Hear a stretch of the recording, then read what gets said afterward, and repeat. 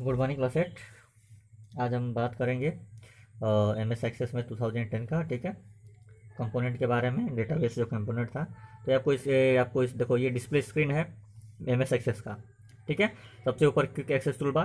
Quick access tool bar का मतलब क्या होता है बच्चों, कि हम कुछ ऐसे टूल्स हम जो बार बार यूज कर रहे हैं, तो उसको मुझको क्या करना है कि उसको मैं बार बार यूज कर रहा हूँ, तो मुझे बार बार रिबन में जाना पड़ता है, इस वाले सेक्शन में बार बार जाके ढूंढना पड़ता है। तो मैं क्या करता हूँ, उनको यहाँ पे रख लेता हूँ। जैसे यहाँ अंडो बटन, रीडो बटन, ठीक है, आप देख रहे हो अंडो और रीडो, और ये आपका सेव बटन दिया हुआ पहले से ही।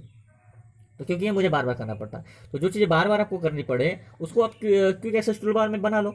देखो यहाँ साइड में एक छोटा सा दिया हुआ है, आप यहाँ से बना सकते हो, ठीक है। मैं इसको एक वीडियो भी बना के इस पर दिखा दूंगा आपको, ठीक है।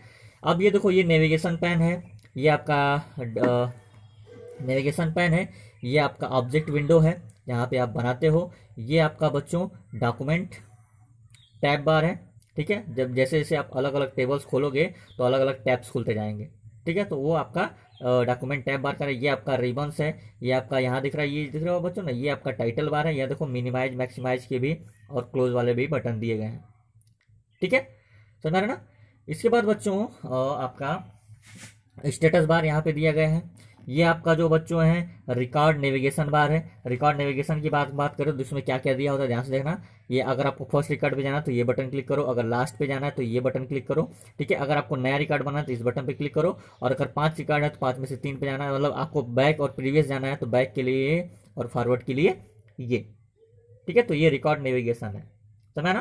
तो कितने कितने चीज़ आपको स्क्रीन में क्या क्या चीज़ दिखाई देती हैं। टाइटल बार दिखाई देता है आपको स्क्रीन पे, आपको क्विक एक्सेस टूल बार दिखाई देता है बच्चों, ठीक है। आपको रिबन दिखाई देता है, नेविगेशन पैन दिखाई देता है, ऑब्जेक्ट विंडो दिखाई देता है, डॉक्यूमेंट टैब बार दिखाई देता है, स्टेटस बार दिखाई देता है, और रिकॉर्ड नेविगेशन बार दिखाई देता है। इसको मैंने एक बार डिस्कस कर चुके हैं और फिर आपको ये बता दिया आपको, ठीक है बच्चों। तो ये चीज़ें जो है ये कंपोनेंट है, ठीक है।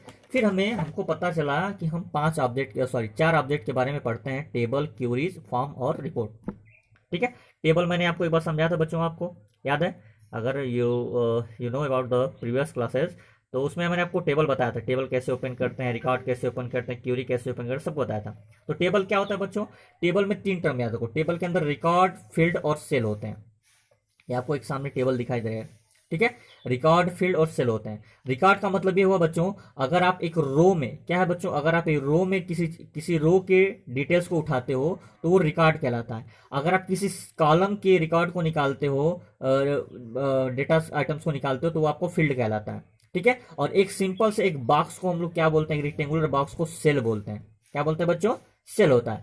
और ये जो एक आपने जो डेटा एंट्री की है, उस डेटा को हम लोग डेटा आइटम बोलते हैं।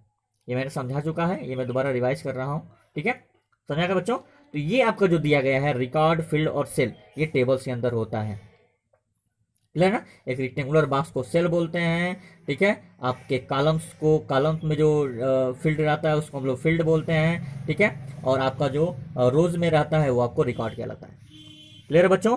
अब मान लो तुमने ढेर सारे टेबल बना दिए हैं, ढेर सारे टेबल बना के रिकॉर्ड, अब उनको एक दूसरे से कनेक्ट करना है। तो कनेक्ट करने के लिए मुझे एक कॉमन की का यूज करना पड़ता है। उस कॉमन की को हम लोग बोलते हैं प्राइमरी की, ठीक है। कॉमन की का यूज करना पड़ता है। मेरे पास मल्टीपल टेबल्स बन गए, अब उन सारे टेबल्स की रिक्वायरमेंट है, उन सारे टेबल्स को मुझे कनेक्ट करना है। अब उन सारे टेबल्स को अगर कनेक्ट करना चाहूंगा तो कनेक्ट करने के लिए मुझे क्या रिक्वायरमेंट पड़ेगा, उसको कनेक्ट करने के लिए मुझे क्या करना पड़ेगा, तो मुझे करना पड़ता है प्राइमरी की जरूरत, ठीक है। अब बात आती है क्यूरी बच्चों। क्यूरी क्या होता है? क्यूरी भी एक सेलेक्टिव आउटपुट, एक सर्टेन क्राइटेरिया, ठीक है, कंडीशनल फॉर्म का क्यूरी के टेबल्स को बनाता है। मतलब कि हमको हमको सेलेक्टेड चाहिए। जैसे मान लो 90% के बच्चे पाए हैं, फिल्टर आप करते हैं, फिल्टर, तो फिल्टर का टाइप में समझ लो, मुझे वो क्यूरीज चाहिए, मुझे वो रिकॉर्ड चाहिए जो सेलेक्टिव लोग हैं उनका चाहिए। अब इनके लिए भी टेबल की रिक्वायरमेंट पड़ेगी, बिना टेबल्स के होने वाला नहीं है। अदर क्यूरीज की जरूरत पड़ेगी, बिना अदर क्यूरी, बिना टेबल्स के होगा नहीं, ठीक है। तो ये क्यूरीज होता है। नेक्स्ट है फॉर्म। बच्चों अगर आप फॉर्म की बात करें